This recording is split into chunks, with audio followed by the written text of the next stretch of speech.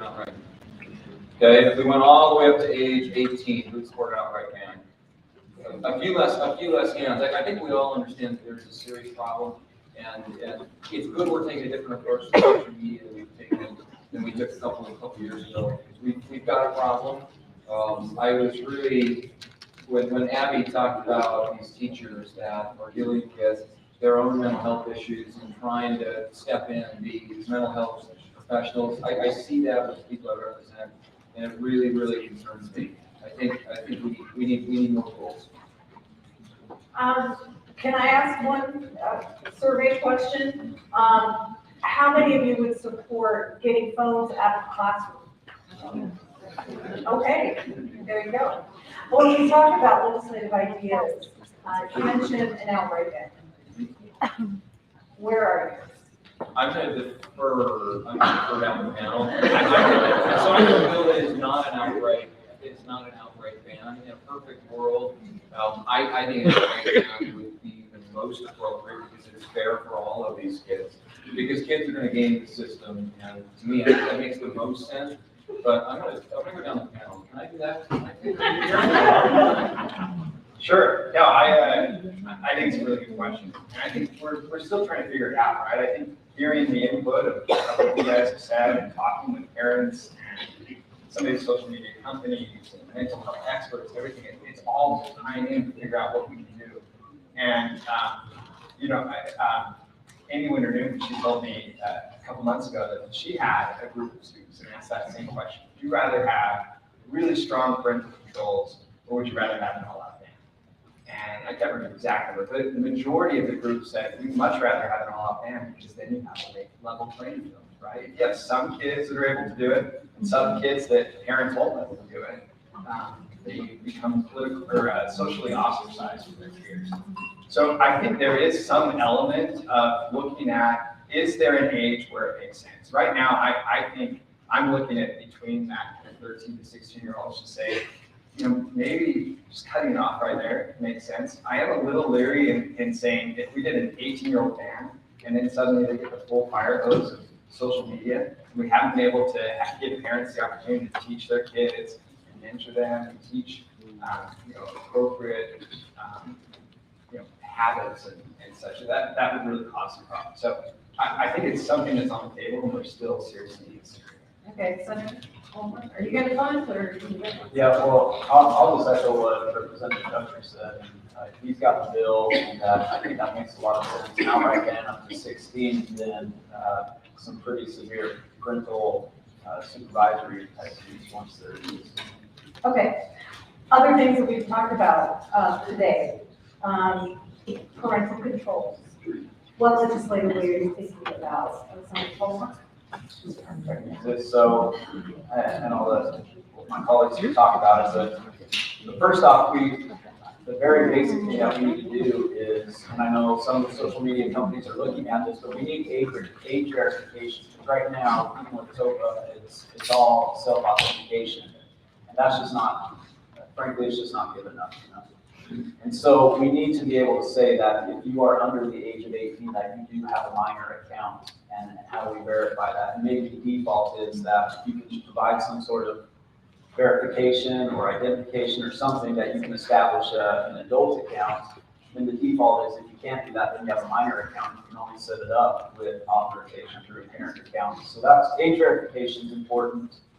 Then the parental opt-in, basically parents having unfettered access to their kids' accounts, to be able to monitor time, to be able to set time limits, to be able to see who they're contacting, what they're seeing, and stuff like that. And then restricting kids' data, or the collection of kids' data, what data is available to social media companies, which would then have an effect of restricting the addictive type algorithms that would target kids and their use of social media. Yeah, I mean, maybe just piggybacking on the last point, and talking about some of those harmful algorithms that we're seeing. I think there's some component of legislation that we need to have in there that puts some skin in the game for these social media companies and how they're designing the addictive features, ensuring that if they continue to move in this direction, if they aren't protecting our kids, that there's liability for that. we're looking at the best way to do that. California has proposed some different ways. We're seeing this across the nation. This is not just a Utah problem, right? Everywhere in the nation, and we talk about the states being these laboratories of democracy. We'll figure it out. We'll try some things this session. Some of them will work, some of them may not work great. We'll learn from what other states are doing, and we'll implement some of those other things. And all in all, I think we'll be moving in the right direction. It's just this unfettered access doesn't make any sense. Is Utah the outlier when it comes to these conversations? Are there any other states that are seriously looking at these kinds of regulations? I think Utah isn't necessarily the outlier. I think people across America know there's a problem. I know there's been some legislation coming out of Texas with social media, Louisiana, California. I would like to see Utah lead out on this issue. I think it only makes sense that we lead out. We're a state with a lot of kids with values that are very important to us. So having Utah lead out on this issue, I think is incredibly important. But other states, there's no question, other states have the same problem. I mean, our suicide rate, I know we've talked about it, it's really, really high in Utah. It's really high in America. Problems are everywhere, but we're gonna try to tackle those. And with a group like this, I really like the fact that Representative Fisher talks about, we're that laboratory of democracy. We're gonna figure it out. We want to get it right. So as we go down this road, reach out to us. Let's find the right solutions moving forward. Go ahead. I was just going to say, interestingly enough, obviously, the internet and social media is a worldwide type problem. So I've actually been in contact with delegations from other countries that are very curious of what Utah is looking at and would be very curious in our legislative process and possibly replicating it in their own country. So I think this is more than even just US or Utah. That does bring the question though, how do you do that? It is a global thing, right? The internet doesn't have geographic boundaries. So how do you set up these kinds of regulations and enforce them? So I think we've seen this with consumer data privacy, right? We saw California lead out, and then we've got the GDPR over in Europe and stuff like that. So, various jurisdictions are going to do what they're going to do, and the companies have to respond, and they're going to respond to the lowest common denominator. And if they have to do something in Europe, they're just going to do it pretty much everywhere, because it doesn't make sense to have all these variable business prospects. And so, I think it's appropriate that Utah and states lead out and kind of force that change. I just add to that, I think it's important to note that technology has advanced a lot. So 20 years ago, we probably couldn't put these types of restrictions in place. It wouldn't have made sense. It probably would have violated the Commerce Clause or some free speech restrictions, because it would have just had to be so broad and apply to everyone. Now we have the technology in place to really look at where are these IP addresses located. How can we do age verification in a way that doesn't violate people's privacy, that's really quick, it doesn't put a burden on adults. These advances have enabled us to be in the situation where we are today, where we can come in and the state can actually put some handles around this problem. And I want to add one other issue. Logistically, we do have some low-hanging fruit. I did my poll, you did your poll, you asked about cell phones in the classroom, and I didn't see a single hand that wasn't up that thought that they ought to be restricted in some way. We have a brand new representative. Wave your hand. Trevor Lee's back there. I know he's going to work on that issue in this legislative session. And logistically, I mean, that's an issue that there's no real technology problem. We just take the phone and start a class and make sure it's done in the right way. And I think that could have a really positive impact. You're all small government guys, right? Does this look like the big hand of government coming in and telling people how to parent? How would you respond to that kind of mindset? Representative Secretary? Well, again, my kids are just getting there. I'd love to hear some of the stories that these guys have and being there. What I see happening is that parents are asking for help. They can't do it on their own. No matter how, just like my 11-year-old son, I told the story of. We want to do good. We want to be involved in our kids' lives and help them through this. And we don't have the tools if possible. And that's what we're trying to do. And legislation is not the answer, right? It's not going to solve everything. It is a team effort beyond what's happening in schools, what's happening at home with the parents, what we can do from the government side. mental health, and other people that can come in, but everyone has to work together to be able to solve the problem. Yes, Senator. I would say that, the studies that we referred to today, there's a bunch of studies out there about detrimental effects on the mental health of our kids. I've got countless anecdotal studies, or anecdotal stories of my own kids and neighborhood kids and everything like that going on. I think there's no doubt of the detrimental effect that this has on our kids. And we have no problem banning cigarettes, alcohol, drugs, and all that for kids. I really almost put this is a similar vice as far as its detrimental effect on our kids. So I think it's appropriate for government to say, hey, for minors, we're going to restrict this in some fashion. I appreciate that. I was going to use the exact same analogy to tobacco and alcohol. I think there is a role, especially when the data is so clear. And I appreciate this symposium. And part of our talking points is we identify the problem, and we have to do that because we spent the last couple hours identifying a problem that I think everybody in this room understands. As you've talked with people in your communities, what do your constituents want? What stories are they telling you? Like you said, that everybody's grappling with this. Can you narrow it down to an anecdote for us? That's a good question. I think there's so many different examples that, people have brought, but one that's come to my mind, this isn't a constituent of mine, but I think it's really interesting. My mother-in-law is Ukrainian, she lives in Ukraine right now, and they're struggling with what's going on, and they're in the western part, right? So they're not in any wars, but they're having massive blackouts and supply chain issues and everything. Anyway, the other day I'm talking to her and she said, what's crazy is there are so many kids outside, they're sledding, they're playing with one another. I haven't seen this in years and years. And I thought, oh, is it, all these refugee kids from the east that have come moved out to the west? And she said, no.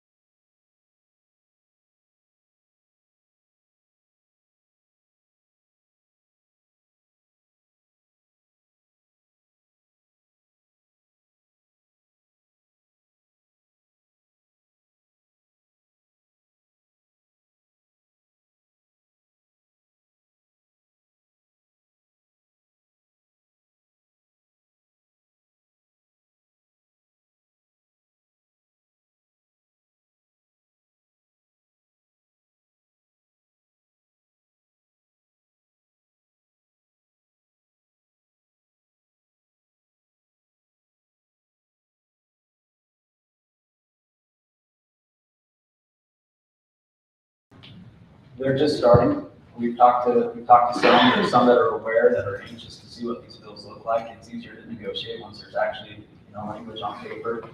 And so I look forward to those discussions. I know that a lot of the social media companies are working on safeguards for kids, and so it'll be good to get their expertise and their the data that they have, but then also their technical expertise on what they can actually do to meet some of these things that we're talking about. I would just add that, as I mentioned before, all the states are looking at this right now.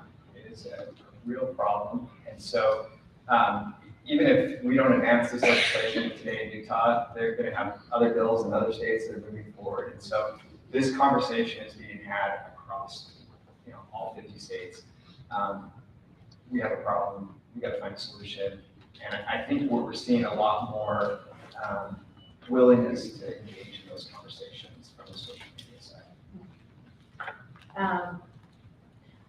I think this was yesterday. I should have double checked my timing. Seattle School District is suing Facebook, Instagram, TikTok, Snapchat, and YouTube, claiming the platforms have a negative impact on student mental health, and that is affecting the district's mandate to educate. Any thoughts on a lawsuit? We can defer to our personal injury guy with the Hey, knowledge of If you look at the elements of an negligence case, I think there is a clear potential for a lawsuit. And look, that may end up in a headline. I'm not saying that Senator McCall is dying to sue all the social media companies, but when I look through the elements of negligence, I could build that case just like they built the case for tobacco, and I think there's a threat. I think there absolutely is a threat. I think it'll be fascinating to watch what happens in Washington. That kind of lawsuit, that's not a frivolous lawsuit. There's real damage, and these companies owe a duty to the public. And we all know it. Everybody in this room knows that they have a duty to the public, and they're not fulfilling that duty today. I would love to open it up to some questions. I don't know. Am I allowed to do that? It's okay to ask. Okay. Does anyone have any questions? Yeah, Rebecca. I just would like to know what a ban, what does that entail, and how is that? I mean, I think it sounds good and, helpful for our students and our children, but what does that look like and how can we support it? For our online audience, what does a ban actually look like? Anyone want to take that? Yeah, so Senator Collimore talked about the importance of having strong age verification. So that's really the first step. If we can bifurcate these minor accounts from the adult accounts and ensure that there's some sort of way to not just self-verify, yes, I am an adult, or yes, I am over 13 years old, but there's ID requirements, photograph requirements, something like that. So there's real key in ensuring that we know who's an adult and who's a minor. And then at that point, where there is a ban, you would have the social media companies that would be liable if they allowed those people on their platform knowing, having had that big age verification that they are. Other questions? Yeah? I just wonder if there's any thought already in any of the bills about directing that age verification technology where that's the best. Where age verification bumps up against privacy. Yeah, that's a really great question. That's something that we're grappling with too. What you probably won't see in our legislation is a lot of prescription in how that process is to come in. We appreciate the innovation of the private sector and being able to figure out how to balance those private,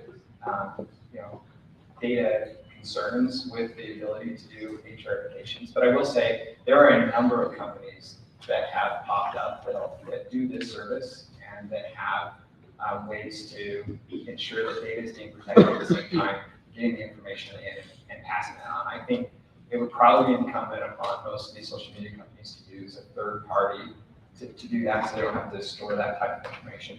But we will make sure that in the bill, it makes clear that that data is not to be stored. It can't be held, it can't be used against people, it can't be sold, it can't be advertised to, etc. I would note though that when you're opening a social media account, you're most likely you're explicitly waiving a lot of your consumer data privacy concerns, you know, so you're giving them that data anyways, and not only that, you're consenting to it usually. But the difference here is, we're talking about young people, right? We're talking about minors, and I think that can solve the difference.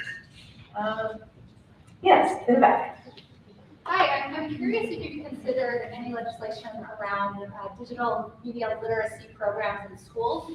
I actually think the analogy that you're using around drugs and alcohol is incomplete. A better one, I think, would be around driving a car. So certainly a car can cause destruction, it can be related to deaths. Most people drive cars though, and they can have an incredibly valuable use in society. And so instead of banning completely, why not educate our youth at high levels and put legislative funds toward that in order to help them become healthy, thriving consumers of media? Question is around media literacy. Should there be requirements around that? Senator? I just jump in and say, I don't want to be the doom and gloom guy. It just doesn't work. It hasn't worked, and the problem's gotten worse and worse and worse. It'd be nice in a vacuum to say we're going to go up. I mean, in the legislature, we always have brilliant ideas, and we think we're changing the world when we pass laws, and we think it's always going to work. But I don't know that there's a good model where that's actually worked. And our kids are brilliant. Like, all your kids are brilliant, and they know how to get around things, right? Everybody in this room knows that. Yeah, I would just add, I think your analogy is a good analogy, right? And in the early 20th century, there were a lot of questions about, when do you let kids drive? What's the right time? And you could call, right, under 16 is a ban on kids driving.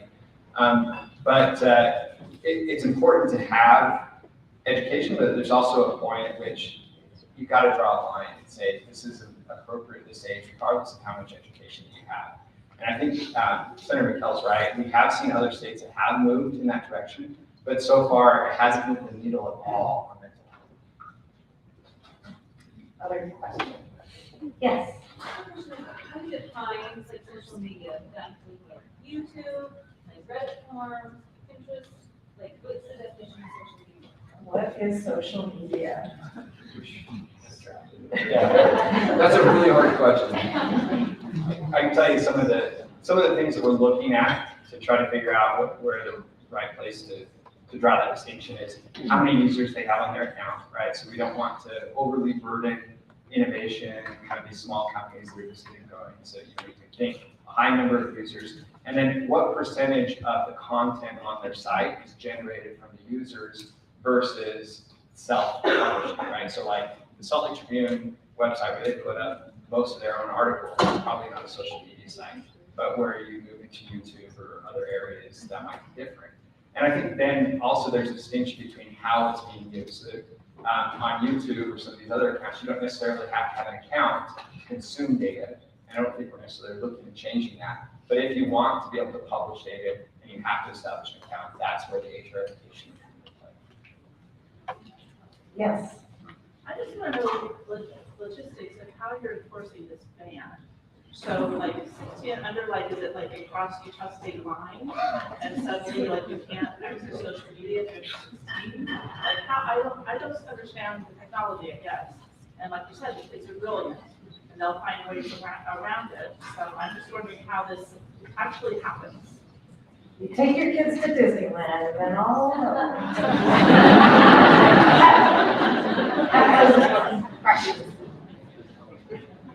Yeah, I mean, there's been discussions about using IP addresses, geolocation, and all of that. And you're right, like if this is in Utah, there's a ban on setting up an account. And if they use a VPN and say that and pretend they're in Colorado or whatever, can they set up an account? So that's some of the technical questions that we're working through with drafting attorneys on right now. But certainly IP addresses and geolocation probably together will be the start. And let me just be clear, we have not passed the ban yet, right? So they're floating ideas, we're it's trying on to the figure out, menu. yeah, the right way to go here, and maybe at the end of the day won't be that. But what I think is important is wherever we draw that line, if we can make some dent in what's going on, right? I'm sure there are kids out there that have, smoked a cigarette at work smart. I don't know what it is. But they smoked a cigarette, right? But the majority, right, from before we had those laws where, 80-90% of these minors were smoking, now it's a very, very small percentage that are smoking. And I think the same principle applies. We get 80% of the kids off social media, and some 20% find ways around it, and they're still doing it. We've helped those 80% of kids, but also for those 20% of kids that are on there, who are they sharing posts with, right? Is there a lot of incentive to be out there? And so I think if we make that dent and try to do the best we can and carve out space, we'll be at least better than the status quo. Probably one or two, yes. So for companies that just, like, after, let's say this actually gets done, so afterwards, for companies that start for their social media platforms, how would this affect them? Per se, like, how would they go through it legally? Like, would it be an issue for new social platforms to be created, or would it be? Does everybody play by the same rules, the existing companies and the startups? Well, I'll jump in. So your question, I think it's fairly straightforward. We have a new set of rules, and whether we like it or not, Congress changes laws, the state legislature changes laws. We have a new set of rules. If those companies would have to form under those new set of rules if they wanted to be compliant in our state. The good thing is if there's a startup, the rules are in place. They know what the rules of entry are prior to entering the door, and they may have a competitive advantage because in that scenario, they know what the rules are from the beginning. They can build their model around that right from the start instead of having to adapt. Last question. Oh, I think you already did. I'm sorry. Can I give someone else a chance? Sorry. Yeah, let's go. Are young people that these policies are ultimately affecting, are they being considered or like talked with? Are the young people advocates? How many young people do you talk to? What are they telling you as you sort of shape these policies?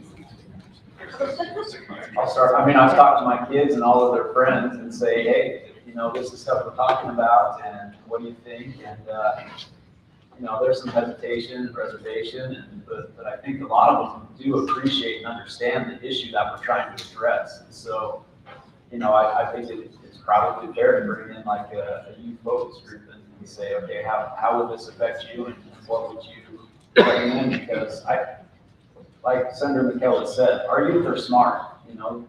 I think you guys recognize the issue as much as we recognize the issue, and maybe you can help guide what some of those parameters, appropriate restrictions might be.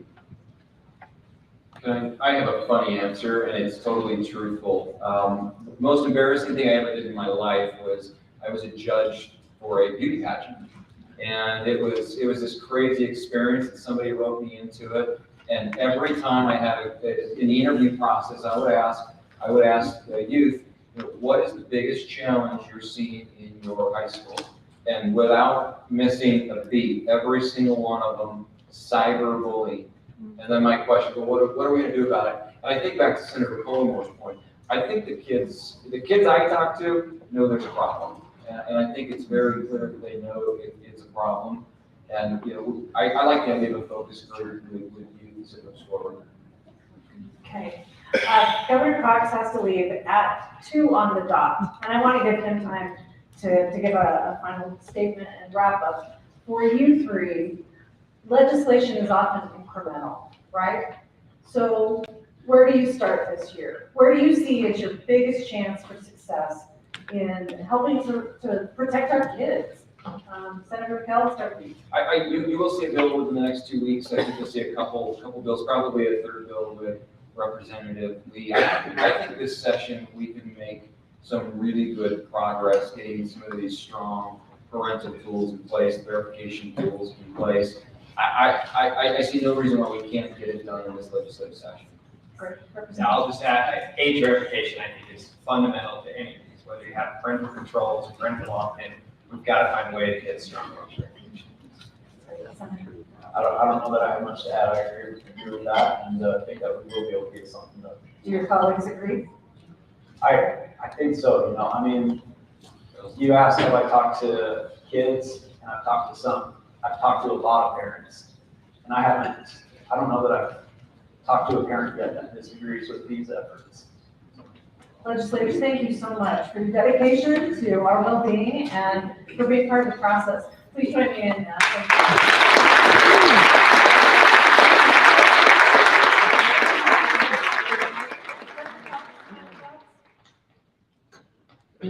Thank you. And thank you to our incredible legislators. They're about to embark on 45 days of craziness, and it's a huge sacrifice for them and their families, and I'm grateful for their willingness to do this. I just want to share a couple thoughts as I've been thinking as we kind of wrap this up.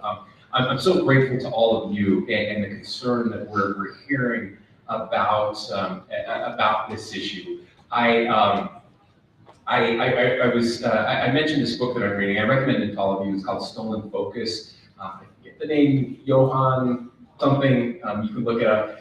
It's really fascinating. He talks to the foremost experts in brain science across the world, and the way that these issues are impacting all of us, adults and children alike. I was especially interested in the Ukraine example. Representative Tusher, and as I talked to another researcher that I mentioned, Jonathan Haidt, he says we have two major problems with our youth today. The two largest problems. Number one is social media, and we just spent an entire symposium on social media. But he said there's another one that starts younger, and it's unsupervised play. He believes that unsupervised play is absolutely critical to our ability to deal with the world around us. And you heard one of the questions earlier about how children are less resilient. I think there was a question about failure, right? And allowing our kids to fail and how we're not letting that happen. Well, there's a resiliency that takes place, and we no longer have unsupervised play like we used to. The example of us as kids, going outside and not coming back at the end of the day, not always great. We got in trouble. I got in trouble a lot of times. But getting in trouble is good. Much better to get in trouble at that age and figure out how to navigate and work through it. And we've taken that away. What are we replacing it with? Well, we're replacing it with supervised activities, right? Sports, which is good. Sports is good, and there's a lot of things you learn from sports, but there's always an adult present. We never get that opportunity to kind of work through these issues. And so he would tell us that we should be focusing on, and as we get older, of course, we know, as our friends in Ukraine found out, that it's being replaced with technology. And so that face-to-face interaction is so important. If you were here today, President Randall from the University of Utah will tell you that they believe that on average, the students showing up at the University of Utah right now have had about 15,000 fewer face-to-face interactions than most of us in this room had at the same age. Now, what does that mean? It means that you have the social capacity of a 15-year-old when you go to college at 18. Now, there's a reason we don't send our 15-year-olds to college, right? But that's what we're doing now, because they've lost that. Abby mentioned the importance of these skills, these social skills that we used to take for granted. We didn't have to teach them; they just happened. They happened because of unsupervised play, right? We had these social skills. We were always connected. Now we're not. And so you have kids that can't navigate the real world when they get to college, and they're failing as adults because of what's happened. So there's a compounding effect that is impacting all of us. And I'm deeply worried about it. And I'm just here to tell you, I know we have some social media companies in the room. We're glad you're here. We are putting you on notice. You have some options.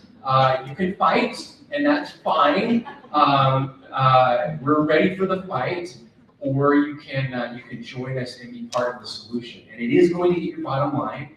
And if I could get rid of one thing, I would get rid of algorithms, period. I wish that on Facebook, I only saw the people that I like and in the order that I like them. I will tell you this, and this is something that's very troubling to me.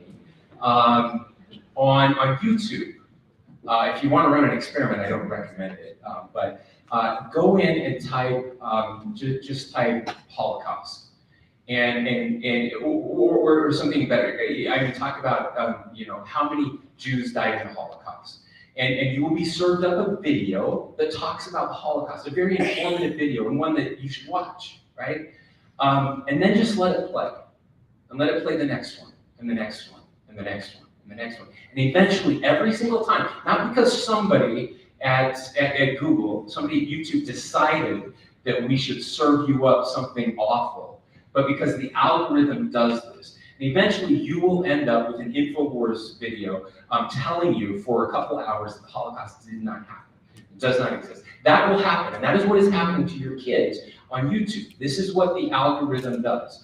The algorithms are evil. And the last thing I want to say, and Jessica said it best, Jessica, if I can use this. This is what's different than the car example, okay? And I want to be very clear about this. These apps are smarter than your brain. They are designed to hack our brains and to get us addicted to them. They aren't like the car, they're like opioids, okay? That's the better example. I think better than tobacco, better than everything else. Opioids are awesome. And when opioids came out, what were they doing? They were preventing pain. They were helping people not feel this awful pain and making them better. They had a side effect, okay? A very dangerous and damning side effect, and we know that now. We did not know that then, right? And so what have we done? We passed legislation, have litigation to fix what has happened to opioids. Now I said we didn't know that then, but some people did know that then. The opioid companies do that then. And so did the social media companies. And they've known it for a long time and they didn't do anything about it. And we're going to do something about it in the state of Utah because we care about the next generation. And we're going to leave this world a better place. So thank you for being here. Thank you to our legislators. Keep up the good work and we look forward to seeing you again soon.